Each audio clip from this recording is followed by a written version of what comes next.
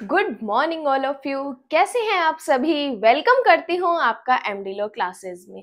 देखिए, आपने एमडी लो क्लासेस की वीडियो से देख के, क्लासेस से देख के कुछ सीखा, कुछ लिखा, तो इसके लिए मैं बहुत थैंकफुल हूँ। ठीक है, क्योंकि बहुत से स्टूडेंट ऐसे होते हैं जिनको किसी टीचर का समझ आता है, किसी का नहीं। ये कभी भी किसी स्टूडेंट को फोर्स नहीं किया जा सकता। नहीं, आपको यही वीडियो देखनी है, यही समझना है, यहीं से ही आपको क्लियर करना है। ऐसा कुछ भी नहीं है। जहां से आपको समझ आता है आप वहीं पे पढ़िए, आप वहीं पे फिर टिके रहिए, फिर आपको इधर उधर घूमने की जरूरत नहीं है। लेकिन जब तक आपको ऐसा टीचर नहीं मिल जाता, जब तक आपको समझ नहीं आता, तब तक आप घूमिए। लेकिन जब आपको आपकी मंजिल मिल जाती है, तब आप वहीं स्टॉप हो जाइए, फिर आपको कहीं और भटकने की जरूरत नहीं है। ठीक है, तो अपने इन्हीं वीडियो का सिलसिला जारी रखते हुए अपने आगे पढ़ते हैं। आज अपने पढ़ेंगे the negotiable instrument act, the NI act, the NI act 1881। देखिए, ये एक्ट इंपॉर्टेंट है। ये एक्ट इंपॉर्टेंट क्यों है? क्योंकि ये एक्ट अपनों को बेसिक नॉलेज भी देता है कि अगर आपने इस तरीके का चेक दिया जिसमें आपके अकाउंट्स में बैलेंस ही नहीं है, उसके बावजूद भी आप किसी को चेक देते हो और चेक बाउंस हो जाता है, तो आपने ऑफेंस किया है, तो आपने अपराध किया है। इसीलिए ये एनआई एक्ट प्रैक्टिकली भी इंपॉर्टेंट है, लॉ के पर्पस से भी इंपॉर्टेंट है और बेसिक नॉलेज के लिए भी इंपॉर्टेंट है। एनआई एक्ट आरजेएस के बेस पे समझे तो एनआई एक्ट ओनली 138 से 148 तक ही पूछा जाता है। ठीक है, 138 से 148 तक आरजेएस के सिलेबस में एनआई एक्ट दिया हुआ है। लेकिन आपने जब एनआई एक्ट का कंप्लीट नेम ही नहीं पता होगा, उसकी कमेंसमेंट डेट नहीं पता होगी, तो अपने डायरेक्ट 138 कैसे पढ़ेंगे? ठीक है, जब जो ये एनआई एक्ट, ये जो वर्ड दिया हुआ है नेगोशिएबल इंस्ट्रूमेंट, इसका आपको मतलब ही नहीं पता, तो 138 पढ़ के आप क्या करेंगे? ठीक है ना, समझ रहे हैं मेरी बात? मैं कहना चाहती हूं कि जब आप किसी सब्जेक्ट को पढ़ रहे हैं, कम से कम उसका पहले बेस पढ़िए, ताकि आगे जो आप पढ़े, जो वर्ड्स आए, उन वर्ड्स को समझने में आपको दिक्कत ना हो। ठीक है, तो जब अपने अभी एनआई एक्ट स्टार्ट कर रहे हैं, मैं पूरी कोशिश करूंगी कि इस क्लास में आपको एनआई एक्ट के 138 से 148 कंप्लीट पढ़ाऊं। लेकिन मैं आपको बेर एक्ट की लाइन टू लाइन नहीं बता पाऊंगी, बट मैं इतना कर सकती हूँ कि आपके एनआई एक्ट का 138 से 148 कंप्लीट कंसेप्ट क्लियर हो जाएगा, फिर वो चाहे क्लास कितनी ही बड़ी चले। मैं आज आपका इसी क्लास में एनआई एक्ट को लेके, हर सेक्शन को लेके आपका कंसेप्ट क्लियर करती चलूंगी। तो सबसे पहले स्टार्ट करते हैं दी नेगोशिएबल इंस्ट्रूमेंट एक्ट 1881। अगर आपके पास बेर एक्ट नहीं है तो बेर एक्ट परचेज कीजिए, क्योंकि जुडिशरी के लिए बेर एक्ट को ही प्रायोरिटी दी जाती है। बेर एक्ट ही आपको सबसे पहले फोकस करना है। तो देखिए, एनआई एक्ट का सेक्शन 1 क्या कहता है, जो सभी एक्ट का सेक्शन 1 कहता है, short title, extent and commencement. तो जब भी आप एनआई एक्ट के नोट्स पढ़ रहे हैं, नोट्स बना रहे हैं, फर्स्ट टाइम पढ़ रहे हैं, तो आप जैसे मैं आपको पढ़ा रही हूँ आप वैसे पढ़िए। सबसे पहले मैं आपको सेक्शन 1 सभी एक्ट्स का पढ़ाती हूँ, इसमें भी अपने सेक्शन 1 ही पढ़ेंगे, और जब नोट्स बनाएंगे तब नोट्स में भी सेक्शन 1 लिखेंगे। ऐसा नहीं है कि डायरेक्ट 138 से स्टार्ट कर देंगे, नहीं, सेक्शन 1 भी अपने लिखेंगे। सेक्शन 1 कहता है, शॉर्ट टाइटल क्या है इसका, दी नेगोशिएबल इंस्ट्रूमेंट एक्ट 1881, ये इसका शॉर्ट टाइटल है। फिर ये कहते हैं कि इसका कमेंसमेंट कहाँ है, इसका कमेंसमेंट होल ऑफ इंडिया पर है, मतलब संपूर्ण भारत पर है। संपूर्ण भारत पर इस एनआई एक्ट का क्या है, एक्सटेंट है। आप किसी भी इंडिया के स्टेट में चले जाओ, वहां पर एनआई एक्ट लागू होगा। बट अगर किसी स्टेट गवर्नमेंट चाहे तो उसको लागू नहीं भी करवा सकती, और कहीं लागू नहीं है तो वहां की स्टेट गवर्नमेंट गजेट नोटिफिकेशन से इस एक्ट को वहां पर अप्लाई करवा सकती है। ठीक है, तो ये क्या कहता है, short title the negotiable instrument act परक्राम्य लिखित अधिनियम 1881 इसका शॉर्ट टाइटल है। इसका एक्सटेंट कहाँ है? इसका एक्सटेंट हॉल ऑफ इंडिया पर है। फिर बात आती है इसकी कमेंसमेंट की। इसकी कमेंसमेंट कब हुई थी? इसकी कमेंसमेंट हुई थी 1 मार्च 1862 को। 1 मार्च 1862 को इसकी कमेंसमेंट की डेट है। मतलब कि ये इस तारीख को लागू हुआ या इस तारीख को चलन में आया। ये कहता है इसका section 1, short title, extent and commencement. फिर अपने बात करते हैं कि जब अपने एनआई एक्ट पढ़ रहे हैं तो सिंपल सी बात, अपने चेक को लेके पढ़ेंगे, है ना, अपने बैंक अकाउंट्स को लेके पढ़ेंगे, ठीक है, वचन पत्र के बारे में पढ़ेंगे, विनिमय पत्र के बारे में पढ़ेंगे। और जो एक्ट ये पढ़ रहे हैं एनआई एक्ट, नेगोशिएबल इंस्ट्रूमेंट, इसका मतलब क्या है? इसका मतलब भी इसी एक्ट में बताया हुआ है। इसी एक्ट में एक सेक्शन में इसकी डेफिनेशन भी बताई हुई है। उससे पहले आप निकालेंगे सेक्शन 4। सेक्शन 4 क्या कहता है? वचन पत्र, प्रोमिसरी नोट। देखिए प्रोमिसरी नोट में आपको बेसिक चीज बताऊं तो एक पेज पे, एक व्हाइट पेज पे अपनों ने क्या किया, ए ने बी से कुछ पैसे उधार लिए, लेकिन ए क्या कहता है, बी को एक व्हाइट पेज पे लिख के दे देता है कि मैंने आपसे 500 रुपए लिए, ये 500 रुपए मैं इस तारीख को आपको लौटा दूंगा या लौटा देने का वचन देता हूं। तो ये जो ए के द्वारा एक नोट लिखा गया बी को देने के लिए, तो ए ने क्या लिखा है? प्रोमिसरी नोट लिखा है। क्या लिखा है? Promissory note. और किसके नाम पे लिखा है? जिससे उसने पैसे लिए। तो ये क्या काउंट होगा? वचन पत्र काउंट होगा। जैसे इसमें एक इलस्ट्रेशन दिया हुआ है, मैं बी को उसके आदेशानुसार 500 रुपए संदत करने का वचन देता हूं। तो अब क्या दे रहा है? ये प्रॉमिस कर रहा है कि जो 500 रुपए मैंने तुमसे लिए वो मैं तुम्हें चुका दूंगा इस तारीख को। तो वो क्या हो जाएगा? एक प्रोमिसरी नोट, वचन पत्र होगा। उसके बाद आप निकालेंगे सेक्शन 5। सेक्शन 5 क्या कहता है? विनिमय पत्र। विनिमय पत्र, बिल ऑफ एक्सचेंज। विनिमय पत्र ऐसी लेखबद्ध लिखत है। विनिमय पत्र भी क्या है?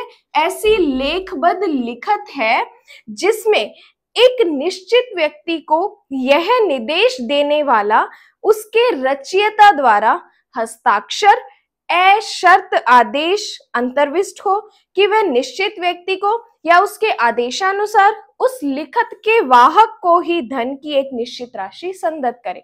इसमें क्या है? एक अशर्त वचन है जो एक निश्चित व्यक्ति को उसके आदेशानुसार संदत करने के लिए क्या है? एक तरीके की लेखबद्ध लिखत है। ये क्या होता है? विनिमय पत्र होता है। एक होता है प्रोमिसरी नोट, एक होता है विनिमय पत्र। दोनों में कॉमन चीज क्या है कि ये अनकंडीशनल ऑर्डर होता है। इसमें किसी भी प्रकार की कोई शर्त नहीं होती, ये अशर्त आदेश होता है। ये है विनिमय पत्र। उसके बाद सेक्शन 6। सेक्शन 6 कहता है चेक की डेफिनेशन। चेक एक ऐसे विनिमय पत्र है, मतलब जो चेक अपना होता है वो क्या है? एक तरीके का विनिमय पत्र है।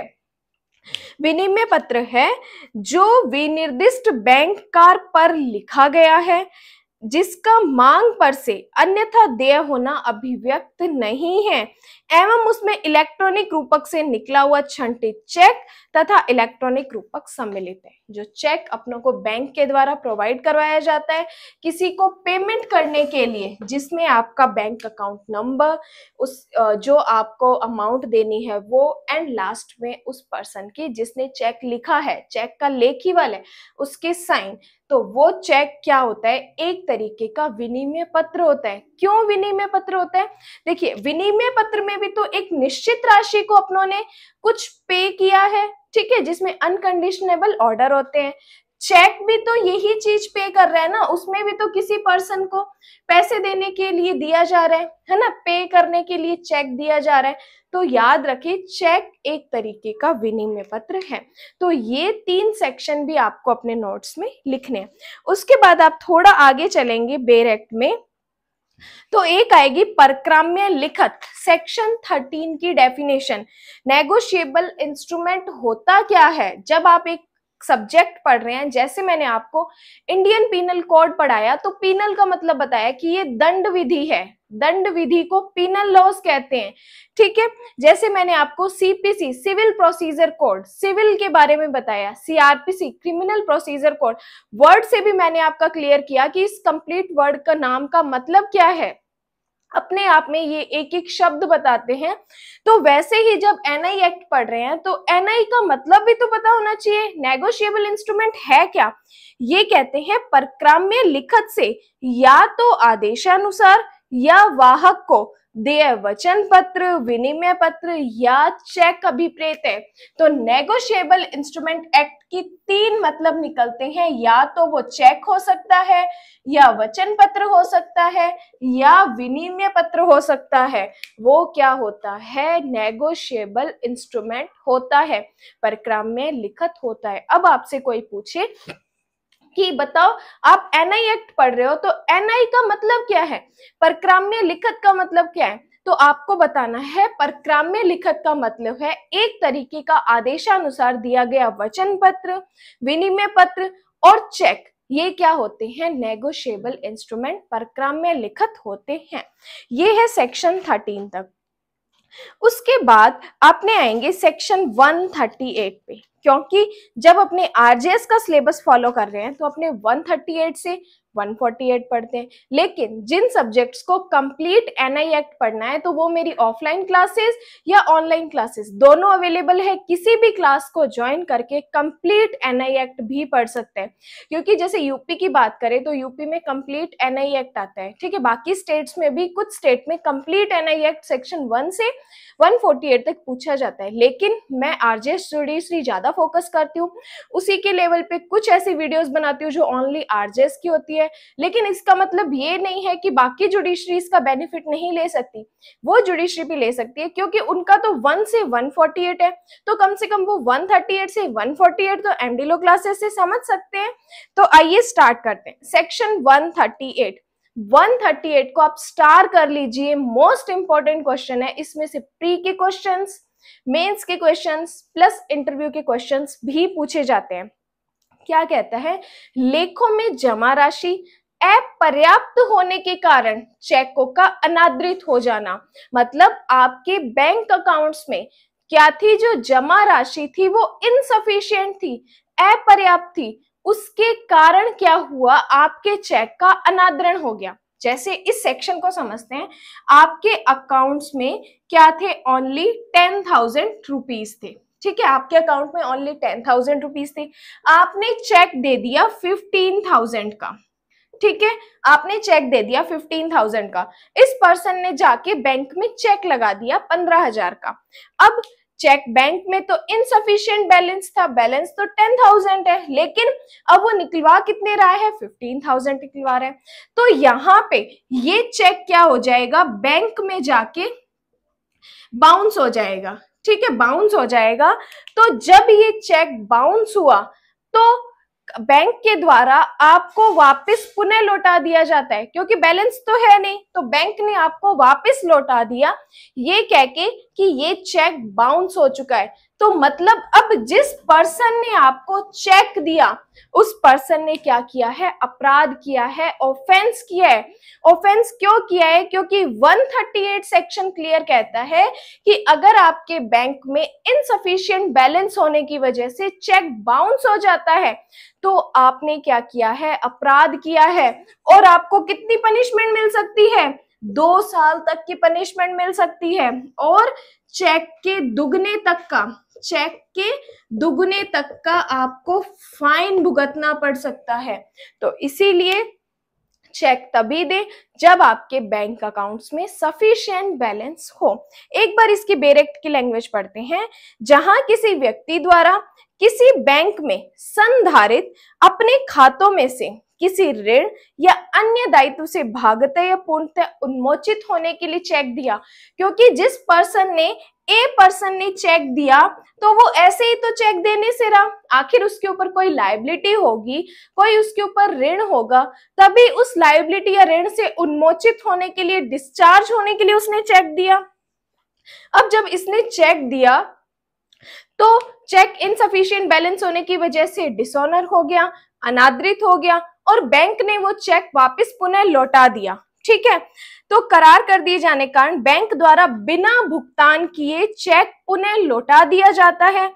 वहां यह समझा जाएगा कि उस व्यक्ति ने अपराध किया है और उसे इस अधिनियम के अन्य उपबंधों के प्रतिकूल प्रभाव डाले बिना उतनी अवधि के कारावास से, जो कि 2 वर्ष तक की हो सकेगी, 2 साल तक की पनिशमेंट है। अब चाहे जज तो 1 साल दे, चाहे 1.5 साल दे, चाहे 6 महीने दे या 2 महीने दे, वो जज की डिस्क्रिशन पावर है, लेकिन मैक्सिमम 2 साल है। 2 साल से ज्यादा पनिशमेंट नहीं है, 2 साल तक की पनिशमेंट होगी तथा उतनी राशि के जुर्माने से जो चेक की राशि के दुगने तक हो सकेगी अथवा दोनों से दंडित किया जाएगा। अब यहाँ पे 2 वर्ड्स होते हैं, देखो एक तो लिखा होता है हिंदी में या, एक हिंदी में लिखा होता है अथवा, ये दोनों का वर्ड सेम होता है। एक लिखा होता है और, ठीक है, इसका मतलब होता है एंड, और इसको इंग्लिश में बोलते हैं और, ठीक है। अब इसका मतलब होता है या तो कोर्ट ये देगी या तो कोर्ट ये देगी, ये दोनों एक साथ नहीं देगी। लेकिन अगर यहाँ पे लिखा होता और, तो इसका मतलब होता कि कोर्ट आपको 2 साल तक की पनिशमेंट में से पनिशमेंट भी दे सकती है और चेक के दुगने तक का फाइन भी आपसे फिल करवा सकती है। तो यहाँ पे अथवा लिखा हुआ है, तो इसका मतलब या तो ये या तो ये कहता है सेक्शन 138। अब इसके अंदर जो प्रोवाइडेड दिए हुए हैं, प्रोवाइडेड मोस्ट इंपॉर्टेंट है जो भी इसमें बताए हुए हैं। देखिए इसमें पहले तो इन्होंने ये कह दिया कि 138 में अगर चेक बाउंस हो जाता है तो पुनः लौटा दिया जाएगा और आपने अपराध किया है। लेकिन कब आपने अपराध तो कर दिया, लेकिन आपको कुछ कंडीशंस फॉलो करनी पड़ेगी। कंडीशंस कौन सी फॉलो करनी पड़ेगी? जो प्रोवाइडेड में दिए हुए हैं। इसमें प्रोवाइडेड में कहता है कि इस धारा की कोई बात तब तक लागू नहीं होगी जब तक कि वह चेक जारी होने की तिथि से 3 मास के अंदर या उसके विधिमान्य रहने की अवधि के अंदर बैंक में पेश नहीं कर दिया जाता। ध्यान रखिएगा, जब आप एनआई एक्ट पढ़ रहे हैं तो यहाँ पे 6th मंथ आपको दिखेगा, 6 महीने आपको दिखेगा, लेकिन आरबीआई की एक गाइडलाइन आई थी जिसमें इस 6 महीने को हटाकर 3 मंथ कर दिया। तो आप भी ध्यान रखिए, बेरेक्ट में अगर 6 मंथ लिखा हुआ है तो आप 6 मंथ को वहां से हटा दीजिए और वहां पे आरबीआई की गाइडलाइन का एक शॉट दिखा के कि अब इस 6 मंथ को 3 मंथ कर दिया गया है। ठीक है, तो आरबीआई की गाइडलाइन आई थी अप्रैल 2012 में, अप्रैल 2012 में आई थी, जिससे ये 6 मंथ को 3 मंथ कर दिया। तो अब क्या कहते हैं ये कि ये चीज तब लागू होगी जब आपको चेक जारी होने की तिथि से, चेक जारी होने की तिथि से आपको 3 महीने के अंदर, 3 मास के अंदर चेक क्या करना होगा? पेश करना होगा, चेक पेश करना होगा। ठीक है। सेकंड प्रोवाइडेड कहते हैं बैंक के अधीन राशि पाने वाला अथवा सामान्य अनुक्रम में चेक का धारक क्या करेगा? बैंक से चेक के अनादृत होकर लौटने की तिथि से 30 दिन के अंदर चेक के लेखीवाल को शोध्य राशि का संदाय करने के आशय की सूचना नहीं दे देता। मतलब अब ये इनको 3 मास के अंदर पहले क्या करना होगा? पेश करना होगा। फिर 30 डेज के अंदर, 30 डेज के अंदर जो चेक का लेखीवाल है, चेक के लेखीवाल को क्या करनी होगी? सूचना देनी होगी, नोटिस देना होगा कि आप मुझे ये पैसे पे कर दें, अदरवाइज आपने पे नहीं किए तो मैं आपके अगेंस्ट कोर्ट में जाके परिवाद करूंगा। तो जब चेक बाउंस हुआ तो चेक बाउंस होने की 3 मास के अंदर आपको चेक पेश करना होगा। फिर आपको क्या देना होगा? 15 दिन के अंदर जो चेक का लेखीवाल है, जिसने चेक लिखा है, उसको 30 डेज के अंदर नोटिस देना होगा। फिर उसके बाद आपको 15 दिन के अंदर, 15 डेज के अंदर जो चेक का लेखीवाल है, चेक का लेखीवाल, उसको क्या करना होगा? रिप्लाई करना होगा, रिप्लाई करना होगा। अगर वो रिप्लाई नहीं करता, यहाँ पे जब वो रिप्लाई नहीं करता तो सामने वाला पर्सन कोर्ट में जाके चेक बाउंस होने के लिए केस करवा सकता है। तो ये 3 डेट्स ये इंपॉर्टेंट है, ये प्री के लिए पूछी जाती है आरजेएस में या अदर जुडिशरी में भी ये पूछी जाती है। मैं एक बार फिर से शॉर्ट में समझा देती हूँ। 138 में इन्होंने कहा कि आपने किसी पर्सन को चेक दिया, चेक क्यों दिया? ताकि आप किसी लाइबिलिटी से डिस्चार्ज हो जाए, तभी आपने चेक दिया। लेकिन जो चेक था इनसफिशिएंट बैलेंस होने की वजह से डिसऑनर हो जाता है, अनादृत हो जाता है और चेक बिना भुगतान किए लौटा दिया जाता है। और अगर ऐसा होता है तो ये समझा जाएगा कि चेक के लेखीवाल ने क्या किया है? अपराध किया है। अपराध किया है तो उसको 2 साल तक की पनिशमेंट और फाइन कितना मिलेगा? चेक के दुगने तक का उसको फाइन मिलेगा। लेकिन ये तब होगा, अपराध कब होगा? जब चेक जारी होने की तिथि से 3 मास के अंदर चेक पेश नहीं कर दिया जाता। फिर जो चेक का लेखीवाल है उसको 30 दिन के अंदर नोटिस देना होगा।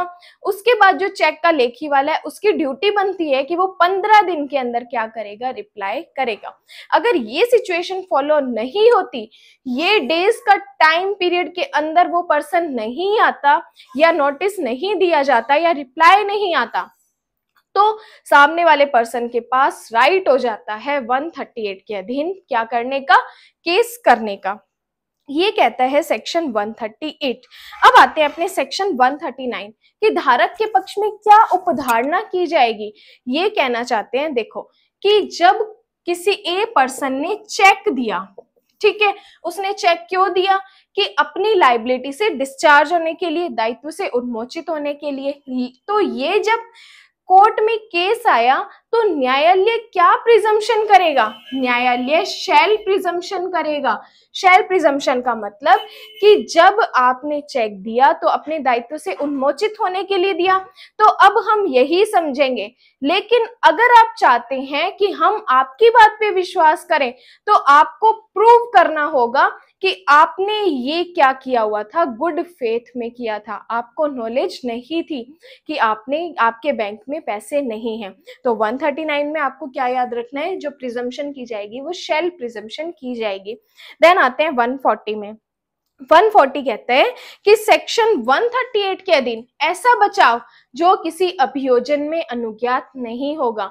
मतलब कि जो चेक का लेखीवाल है, धारक है, वो क्या करेगा? वो ऐसा बचाव नहीं लेगा कि मुझे नॉलेज ही नहीं थी कि मेरे अकाउंट में इनसफिशिएंट बैलेंस है, अपर्याप्त राशि है। तो ऐसा किसी तरीके का बचाव सेक्शन 140 में नहीं लिया जाएगा। उसके बाद बात आती है सेक्शन 141 की। 141 बोलता है ऑफेंस बाय कंपनीज। मतलब 138 में जो इतनी देर अपने पढ़ रहे थे वो कोई पर्सन अपराध कर रहा था, कोई व्यक्ति अपराध कर रहा था, लेकिन 141 कहता है कि अब जो अपराध कर रही है वो कंपनी कर रही है। मतलब जो चेक दे रही है वो कंपनी दे रही है, चेक डिसऑनर हो रहा है, वो कंपनी का चेक डिसऑनर हो रहा है। ये कहता है सेक्शन 141। 141 सबसेक्शन 1 में कहता है कि सेक्शन 138 के अधीन अपराध कारित करने वाला व्यक्ति अगर कंपनी है तो ऐसा व्यक्ति अपराध कारित करने के समय यदि उस कंपनी का प्रभारी था या कंपनी के कारोबार में संचालन के लिए उत्तरदायी था तो वह कंपनी या उस अपराध के कंपनी तथा उस अपराध के लिए दोषी समझे जाएंगे और तदनुसार दंडित किए जाएंगे। मतलब अगर कोई कंपनी है, कंपनी में कोई पर्सन है जो उसका प्रभारी है या संचालन के लिए उत्तरदायी है, उस टाइम वो काम कर रहा था, तो कौन लाइबल होगा? वो पर्सन ही लाइबल होंगे जो कंपनी के हैं। बट प्रोवाइडेड में कहता है कि अगर वो पर्सन जो कंपनी का प्रभारी था या संचालन के लिए उत्तरदायी था, वो अगर ये प्रूव कर देता है कि ये जो चेक दिया गया है उसकी नॉलेज में ही नहीं था, उसकी जानकारी के अभाव में दिया गया था, तो वो पर्सन लाइबल नहीं होंगे। सेकंड प्रोवाइडेड कहता है कि यदि जो कंपनी है सेंट्रल गवर्नमेंट या स्टेट गवर्नमेंट के अंडर चल रही है और कोई पर्सन उस पद पर नियोजित है तो वो पर्सन भी लाइबल नहीं होंगे, क्योंकि वो पर्सन अपनी मर्जी से तो चेक देने से रहे। आखिर गवर्नमेंट की तरफ से कुछ ऑर्डर आए होंगे तभी उन्होंने चेक दिए होंगे, तो वहां पर वो पर्सन लाइबल नहीं होंगे। वो कंपनी जो स्टेट गवर्नमेंट और सेंट्रल गवर्नमेंट के अंडर चल रही है वही लाइबल होंगे। ये कहता है इसका सेकंड प्रोवाइडेड। फिर इसमें सबसेक्शन 2 कहता है कि सबसेक्शन 1 में किसी बात के होते हुए जहां कोई अपराध कंपनी द्वारा कारित किया गया और ये साबित हो जाए कि अपराध उस कंपनी के संचालक, प्रबंधक, सचिव या अन्य अधिकारी की सहमति से, मौनानुकूलता से या लापरवाही से कारित हुआ है, तो वो संचालक, प्रबंधक, सचिव या अन्य अधिकारी क्या हो जाएंगे? उस अपराध के लिए दोषी माने जाएंगे और उन्हें दंडित किया जाएगा। मतलब मतलब कि जो कंपनी में संचालक है, प्रभारी है, सचिव है या अन्य अधिकारी है, उनकी लापरवाही की वजह से ये अपराध हुआ है, तो वो पर्सन वहां पर लाइबल होंगे उस कंपनी के। जैसे कि क्या हुआ कि कंपनी में दो पर्सन थे, ठीक है, एक्स और वाई। वाई क्या कर रहा था, चेक दे रहा था कंपनी की तरफ से, लेकिन एक्स ने इसको बोला कि प्लीज चेक मत दीजिए, अभी कंपनी के जो अकाउंट्स हैं उनमें इनसफिशिएंट बैलेंस है। लेकिन इसे लगा कि नहीं ये ऐसे ही बोल रहा है, इसने आगे जाके चेक दे दिए।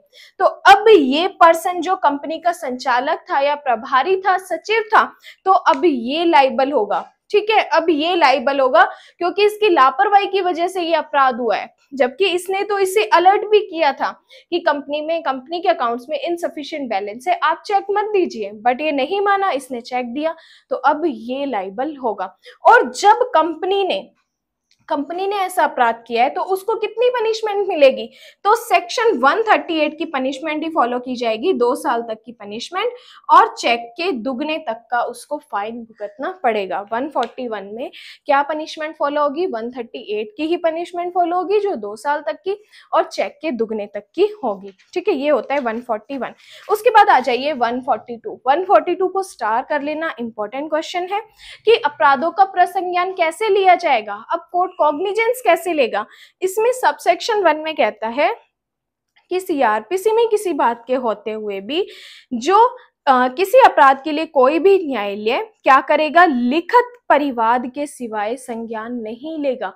ये सेक्शन क्लियर करता है कि एनआई एक्ट में एफआईआर नहीं होती, एनआई एक्ट में एफआईआर नहीं होती। क्या होता है, ओनली रिटन में कंप्लेंट होती है, लिखित में परिवाद होता है। ये कहां से पता चला, सेक्शन 142 से, ठीक है। जब 138 में क्या होता है, लिखित परिवाद के सिवाय कोर्ट प्रसंज्ञान नहीं लेगा, कॉग्निजेंस नहीं लेगा। बट इसमें एक बी क्लॉज और कहता है, जहां परिवाद सेक्शन 138 के प्रोवाइडेड सी में क्या पड़ा कि 15 डेज के अंदर चेक के लेखीवाल को रिप्लाई करना होगा। 15 क्लॉज सी के अधीन कोई वाद हेतु उत्पन्न होने की तिथि से 1 माह के अंदर पेश कर दिया जाना चाहिए। वापिस अब इसके समेत समझाती हूँ। क्या हुआ था कि 3 मास के अंदर आपको क्या है, चेक पेश करना है, ठीक है, चेक पेश करना है। चेक पेश करने के बाद जो चेक का लेखीवाल है उसको 30 डेज के अंदर सूचना देनी होगी। अब जो चेक का लेखीवाल है वो क्या करेगा, 15 दिन के अंदर रिप्लाई करेगा, ठीक है, चेक का लेखीवाल 15 दिन के अंदर क्या करेगा, रिप्लाई करेगा। जब ये चेक का लेखीवाल 15 दिन के अंदर रिप्लाई नहीं करता तो वो क्या करेगा, 1 मास के अंदर, 1 महीने का टाइम है, तो 1 महीने के अंदर उसके अगेंस्ट रिटन में स्टेटमेंट देगा, लिखित परिवाद देगा। क्योंकि इसमें देखो क्लियर लिखा हुआ है, ऐसा परिवाद सेक्शन 138 के प्रोवाइडेड के क्लॉज सी के अधीन, प्रोवाइडेड का क्लॉज सी क्या था, 15 डेज के अंदर रिप्लाई करना होगा चेक के लेखीवाल को। सी के अधीन वाद हेतु उत्पन्न होने की तिथि से 1 माह के अंदर पेश कर दिया जाना चाहिए। तो वो जो रिटन में कंप्लेंट है वो कितने दिन के अंदर पेश करेंगे, अगर 15 दिन में रिप्लाई नहीं करता तो 15 दिन के खत्म होने पे 16वें दिन से अगले 1 महीने तक, यानी 16 तारीख से अगली 15 तारीख तक 1 महीने के अंदर क्या करना होगा, लिखित में परिवाद न्यायालय को देना होगा। बट कोर्ट कहता है कि आप 1 महीने के अंदर पेश नहीं कर पाए और आप आके सफिशिएंट रीजन दे देते हैं कि ये एक पर्याप्त कारण है जिसकी वजह से मैं कोर्ट में नहीं आ पाया, तो कोर्ट इस 1 महीने के बाद भी उस परिवाद को एक्सेप्ट कर सकता है। लेकिन कंडीशन क्या है, आपको एक सफिशिएंट रीजन देना होगा। फिर इसमें क्लॉज सी कहता है कि 138 के अधीन अपराध का विचारण कौन करेगा, तो ये कहते हैं फर्स्ट क्लास जुडिशियल मजिस्ट्रेट या मेट्रोपॉलिटन मजिस्ट्रेट, प्रथम वर्ग न्यायिक मजिस्ट्रेट या महानगर मजिस्ट्रेट क्या करेंगे, 138 के अधीन किसी अपराध का विचारण करेंगे।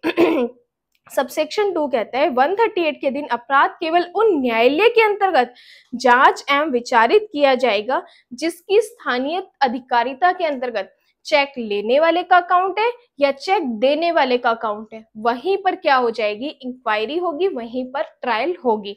ये कहता है सेक्शन 142। टू। देन आते हैं 142A। 142A कहते हैं कि जो पेंडिंग मैटर्स हैं उनके बारे में अंतरण का क्या वैधीकरण है, जो पेंडिंग मैटर्स है उनके ट्रांसफर करने की क्या वैलिडेशन है, ये कहता है 142A, जिसमें सबसेक्शन 1 कहता है कि 142 सबसेक्शन 2 के अंदर अधिकारिता रखने वाले न्यायालय को क्या करेंगे, मैटर ट्रांसफर करेंगे। सबसेक्शन 1 में कह दिया कि जो ज्यूरिसडिक्शन जिस कोर्ट में रखता है उसी कोर्ट को क्या करेंगे, वो मैटर ट्रांसफर करेंगे। सबसेक्शन 2 कहता है कि कंप्लेंट जिस कोर्ट में की है, कंप्लेंट जिस कोर्ट में पेंडिंग है, बाकी जो सब्सिक्वेंट मैटर्स हैं वो भी उसी कोर्ट में क्या करेंगे, लाके रखेंगे। देन सबसेक्शन 3 कहता है कि लेखीवाल के विरुद्ध एक से अधिक अभियोजन होने पर अलग अलग कोर्ट में अभियोजन है तो वो क्या करेंगे, सारे इकट्ठे करके एक ही कोर्ट के अंदर लेके रख देंगे। ये कहता है पेंडिंग मैटर्स के ट्रांसफर का वैलिडेशन। देन कहता है 143 इंपॉर्टेंट है, स्टार कर लेना, कि प्रकरणों का संक्षिप्त विचारण करने की न्यायालय की शक्ति, कि जो मैटर्स हैं उनका हम समरी ट्रायल भी कर सकते हैं। एनआई एक्ट के मैटर्स को समरी ट्रायल कर सकते हैं। जब समरी ट्रायल करेंगे तो कौन सा प्रोसीजर फॉलो करेंगे, सीआरपीसी के सेक्शन 262 से 265 में जो संक्षिप्त विचारण की प्रक्रिया दी है उसको हम फॉलो करेंगे। फिर परंतु इस धारा के दिन संक्षिप्त विचारण में मजिस्ट्रेट के लिए विधिक होगा कि किसी दोष सिद्धि के प्रकरण में 1 साल की अवधि तक से अधिक नहीं देगा और 5,000 रुपए के जुर्माने से अधिक की सजा नहीं देगा। ये कहना चाहते हैं कि जब आप समरी ट्रायल फॉलो कर रहे हैं तो किसको फॉलो करेंगे, सीआरपीसी को फॉलो करेंगे, सीआरपीसी 262 से 265 फॉलो करेंगे। और जब समरी ट्रायल आप फॉलो कर रहे हैं तो चेक के लेखीवाल को कितनी पनिशमेंट देंगे, 1 साल तक की पनिशमेंट देंगे या 5,000 रुपए तक का जुर्माना देंगे। लेकिन याद रखना ये दोनों पनिशमेंट अलग है। ऐसे याद रखना, जब कोर्ट समरी ट्रायल फॉलो कर रहा है तो पनिशमेंट कितनी देगा, समरी छोटी ट्रायल फॉलो कर रहा है तो पनिशमेंट भी कम देगा, 1 साल तक की पनिशमेंट और 5,000 रुपीज तक का जुर्माना वो दे सकता है। ठीक है, लेकिन इसके एक प्रोवाइडेड में कह दिया कि अगर कोर्ट को लगता है कि इस मैटर में समरी ट्रायल फॉलो नहीं करनी चाहिए या 1 साल की सजा उस पर्सन के लिए कम है तो कोर्ट क्या करेगा, उसको 1 साल से ज्यादा की पनिशमेंट भी दे सकेगा। देन कहता है सबसेक्शन 2 कहता है कि जो प्रोसीडिंग्स होगी, जो सुनवाई होगी वो दिन प्रतिदिन फॉलो की जाएगी। क्या हो जाएगी, दिन प्रतिदिन फॉलो की जाएगी। सबसेक्शन 3 कहता है कि जो एनआई एक्ट के मैटर्स हैं वो कितने दिन में डिस्पोज किए जाएंगे, तो 6 मंथ के अंदर पूरा एनआई एक्ट का मैटर डिस्पोज करना होगा। कि इस धारा के दिन प्रत्येक विचारण यथासंभव यथाशीघ्र नियमित होगा। अब परिवाद प्रस्तुत करने की तिथि से 6th मंथ के अंदर क्या हो जाएगा, मैटर का डिस्पोजल करने की कोशिश की जाएगी। ये कहता है सेक्शन 143। उसके बाद आता है 143A कि अगर आपको इंटरिम कंपनसेशन दिलाना है तो इंटरिम कंपनसेशन कितना दिलाएंगे। ये कहते हैं कि जब कोई पर्सन जो चेक का लेखीवाल है, वो कितना इंटरिम कंपनसेशन देगा, 20% तक इंटरिम कंपनसेशन दे सकता है और 20% देगा। जैसे कि ये चेक का X एक पर्सन है जिसने चेक लिखा, ठीक है, Y एक पर्सन है जो विक्टिम है, ठीक है, विक्टिम है। अब इसने क्या किया कि इसके अगेंस्ट कोर्ट में केस किया। जब कोर्ट में केस किया तो इसने कोर्ट को क्या बोला कि सर आप मुझे प्लीज इंटरिम कंपनसेशन दिलाइए जिसकी मुझे जरूरत है।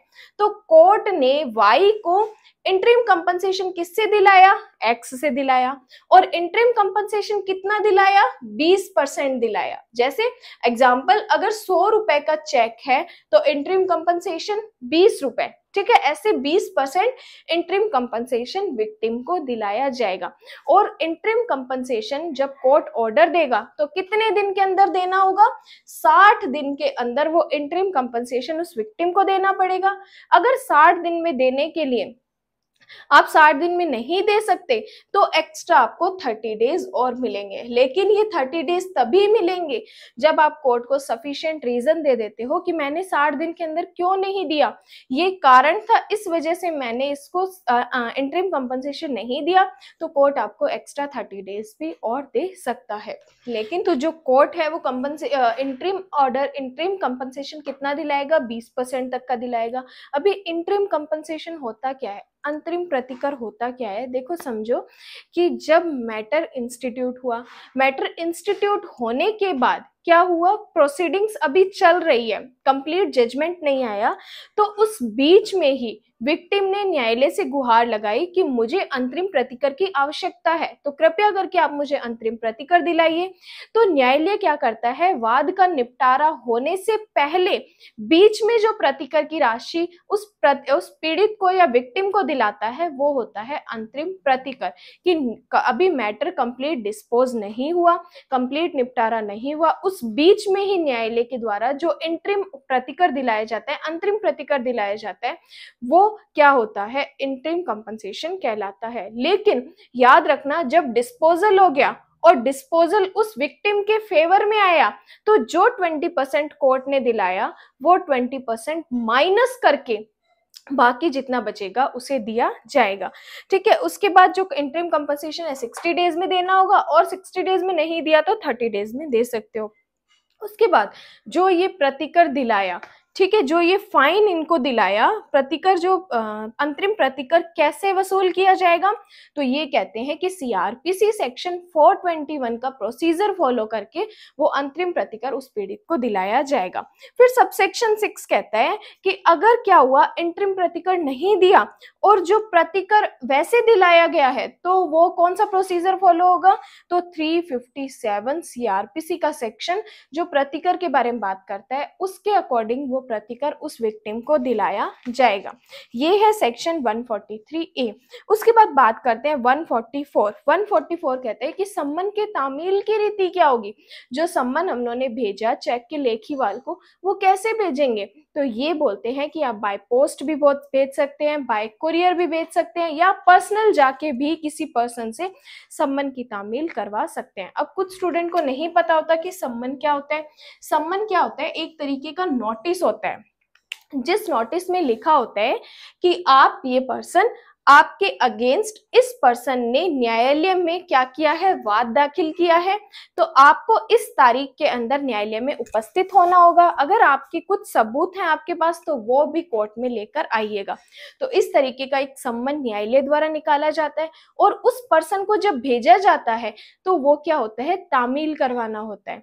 तो जब तामील करवाई जाती है और वो पर्सन ये सम्मन लेने से मना कर देता है कि मैं नहीं ले रहा ये सम्मन, तो इसका मतलब न्यायालय क्या डीम्ड करती है कि सम्मन की तामील प्रॉपर तरीके से हो चुकी है।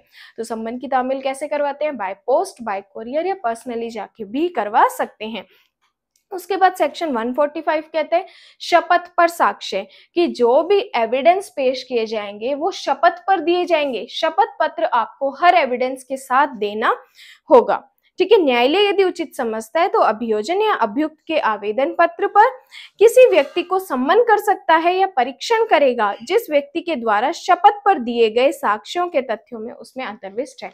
तो जो भी एविडेंस होंगे वो कैसे होंगे, एफिडेविट पे दिए जाएंगे।